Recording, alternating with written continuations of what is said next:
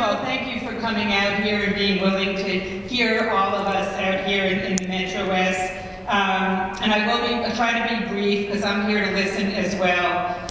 The Metro West region and its residents depend upon our commuter rail system and access to affordable, quality public transportation. Our region has quickly developed to become a vital economic engine for the state.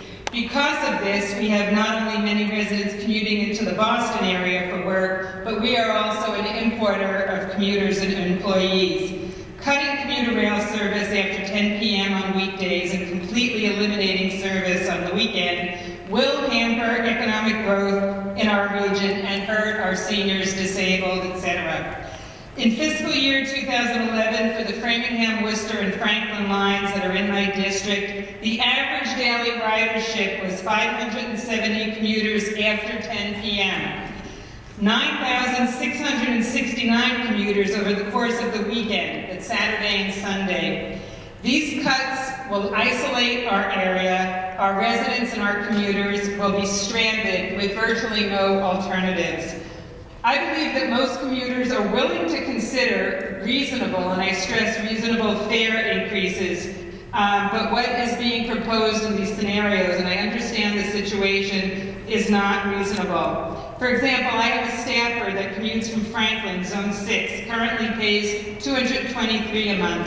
Her pass on the first proposal would increase to $306 a month. That's about $1,000 a year increase in one lump sum, and I would consider a severe pay cut for her and others that would be in the same situation. Also, what happens when we work late and after 10 o'clock, which we do? How does she get home? Again, she'd be stranded. Furthermore, as was noted, many would be forced to either quit their jobs because they don't have the alternative, or to drive the Mass Pike or our roads, thereby only increasing the traffic and the congestion, the gridlock that we'd be facing every morning and every evening. This will also add to the negative environmental impacts and really be a severe impact, which is the exact opposite of the direction that we've been trying to go.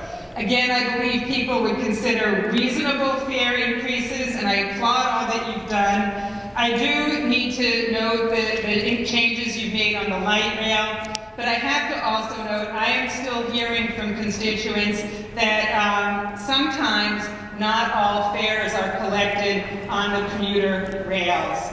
And that is something that is still happening. You've made great strides with it, but it's still happening. And people still feel that it's not fair to have big increases or increases at all when others are still going with their fares uncollected. So I'm just asking that more be done to do that. And as you deal with this serious problem, please consider the negative impacts and all that the folks here and in other meetings and forums have to say, because this would be very detrimental to not only our economic, but the quality of life of our residents. I look forward to hearing your findings and your recommendations on scenario X, because I do believe scenario 1 or 2 will not be possible. Thank you very much. Thank you.